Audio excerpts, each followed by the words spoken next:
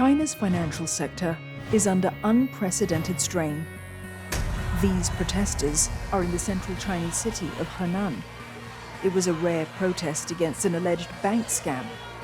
Shortly after came news of a home buyers' revolt. Thousands of people refusing to make their mortgage payments. In China, when home buyers take on mortgages to buy unfinished homes, they have to start making monthly payments right away, which means that they could be making mortgage payments for a couple of years or more before the finished homes get delivered to them. So you can imagine that after paying for the home or the mortgage for a few years without actually getting their homes, some home buyers just get anxious and get doubtful about whether their homes will eventually be delivered to them or not at all. So that causes the mortgage boycott. And this comes at a time when many of the developers are facing financial distress at the moment. We estimate around 40% of developers are in some sort of financial stress. Some of them ran low on money and will have some trouble struggling to complete the homes on time. The second reason is that the residential home prices are falling. We estimate that 6 to 7% decline this year nationally. Smaller cities will get hurt more. So seeing their homes decline in value before they are delivered is somewhat discouraging to these home buyers. The boycotts have increased the pressure on property developers.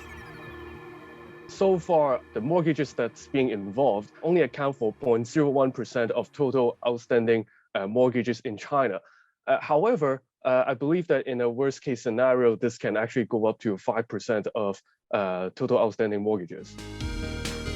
China's property sector accounts for over a quarter of the country's economic output. The sector has been in crisis since the collapse of the property giant Evergrande, with around $300 billion of debt. In terms of developers, it is really about the confidence of whether the home buyers still want to buy a property at this juncture, which developers are desperate for the sales and also the cash flow. And for government, because of the same reason of this weaker confidence in property, it is likely that they can actually face slower land sales, which is quite an important part of the fiscal revenue, because right now there are also other problems on aging population, COVID expense, together with this falling revenue. And for home buyers, I think it is not only about the property market, but about this general broader sentiment in terms of this wealth effect, or whether they have confidence in the economy. Because what we are seeing right now is that people do not want to consume, they do not want to invest, they also do not want to buy property. The only thing that is up is really saving. First of all, it will exacerbate the real estate downturn in China. And second of all, it will increase the non-performing loans among Chinese banks.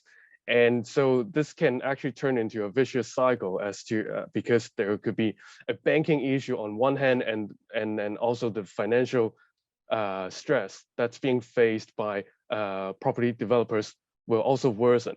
Now, this means that the real estate downturn in China can be prolonged, maybe perhaps over the next couple of years or even longer. Now, that's a bad news for Asian exporters that are being involved in businesses of exporting construction equipment, materials, commodities to the Chinese developers or the real estate sector in general.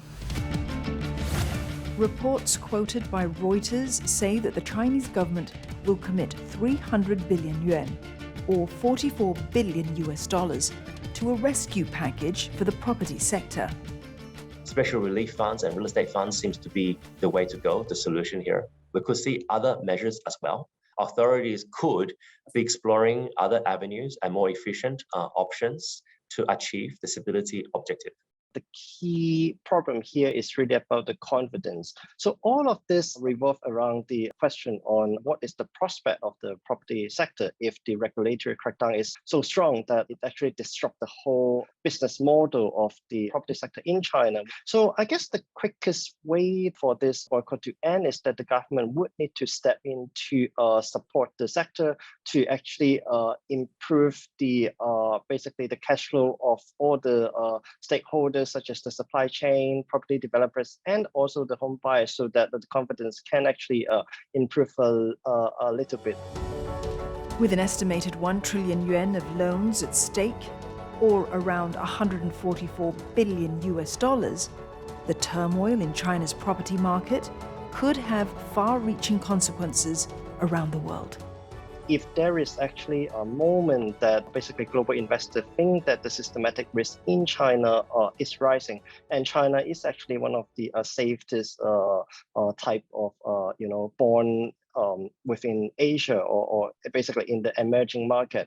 And if there is actually a worry on that, there will be a spillover effect towards the rest of Asia in terms of a higher funding cost and the credit spread towards the safer assets such as the US. So this can be a challenge at the point that Asian central banks are trying to hike rates to calm inflation. And if this event or if this basically property crisis in China actually extend further, basically the credit spread and also interest rate in Asia can also rise a bit quicker than a lot of us may have originally expected. So yeah, I think this spillover effect can also be quite important for Asia.